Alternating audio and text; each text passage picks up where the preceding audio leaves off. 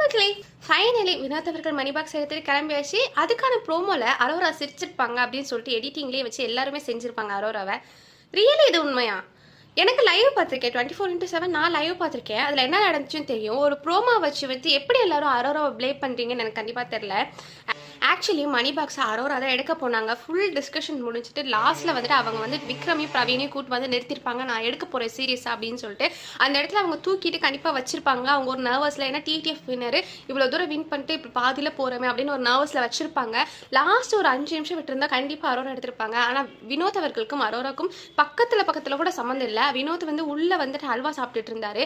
எல்லாரும் வினோத்துக்கு வந்து அரோரா அல்வா கொடுத்தாங்கன்னு நினைக்கிறீங்க.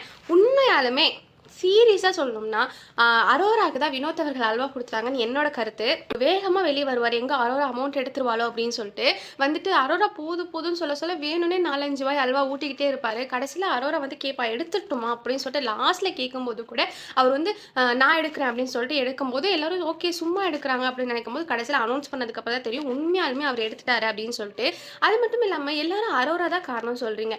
என்னோட கருத்து என்னென்னா, முன்னாள் போட்டியாளர்கள் அதாவது வியானா, ரம்யா, வாட்டர்மிலான் இவங்க 3 பேர் தான் வினோத் அவர்கள் மணி பாக்ஸ் எடுத்ததுக்கு காரணம்னு நான் சொல்லுவேன். ஏன்னா இவங்க தான் வந்துட்டு கன்ஃபியூஸ் பண்ணிகிட்டே இருந்தாங்க. லாஸ்ட்டில் அவர் வந்து இந்த கிச்சன் ஏரியாவில் நிற்கும் போது கூட ரம்யா சொல்லுவாங்க, யார் எடுக்கிறீங்களோ எடுங்கப்பா, அவங்க எடுக்கிறவங்களுக்கு லக் அப்படின்ட்டு. ஏன் அந்த இடத்துல வினோத் இருக்காருன்னு தெரியும்ல. நீங்கள் தான் அவருக்கு ரொம்ப சப்போர்ட் பண்ணுறீங்களே, செலிப்ரேஷன் மட்டும்தானே வந்திருக்கீங்க, வெளியே போனாலும் பரவாயில்ல, நீ மணி பாக்ஸ் பக்கம் போயிடாத, நீ இதை ஜெயிக்க போகிறேன்னு சொல்ல வேண்டியதானாங்க. நீங்கள் ஏங்க கன்ஃபியூஸ் பண்ணி விட்டீங்க?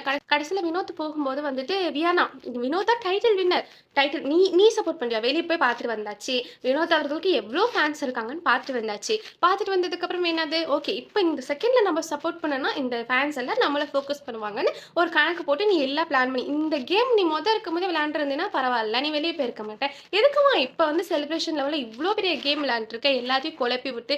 என்னை பொறுத்த வரைக்கும் முன்னாள் போட்டியாளர்கள் தாங்க வினோத் அவர்கள் வந்து அமௌண்ட் எடுக்கிறதுக்கான காரணம்.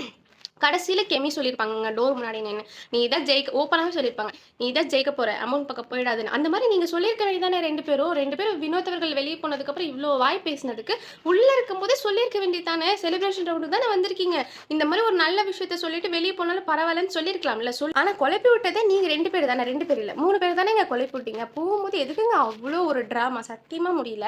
ஆக்சுவலி எந்த ஒரு விஷயமுமே தெரியாமல் ஒரு பொண்ணை வந்து எல்லாரும் டார்கெட் பண்ணி இப்படி அடிக்கிறது வந்து என்னை பொறுத்த வரைக்கும் தப்புன்னு நான் சொல்லுவேன். பட் வினோத் மேலே குத்த சொல்ல முடியாதுங்க. அவங்கவுங்க வீட்டு பிரச்சனை அவங்கவுங்களுக்கு மட்டும் தான் தெரியும். அந்த இடத்துல நம்மளே இருந்தாலும் டைட்டில் வின் பண்ணுவோமா இல்லையாலாம் நமக்கு தெரியாது. ஒன்றுமே இல்லாமல் போகிறதுக்கு நம்ம கண்ணு முன்னாடி இருக்கிறத எடுத்துட்டு நம்ம கிளம்பலாம் தான் நம்மளுமே நினைப்போம். ஏன்னா அவன் கஷ்டம் அவனுக்கு தான் தெரியும். வினோத் அவர்கள் போனதுக்கு உண்மையாலுமே யார் காரணம்னு நீங்கள் நினைக்கிறீங்கன்னு சொல்லிட்டு மறக்காம கமெண்ட்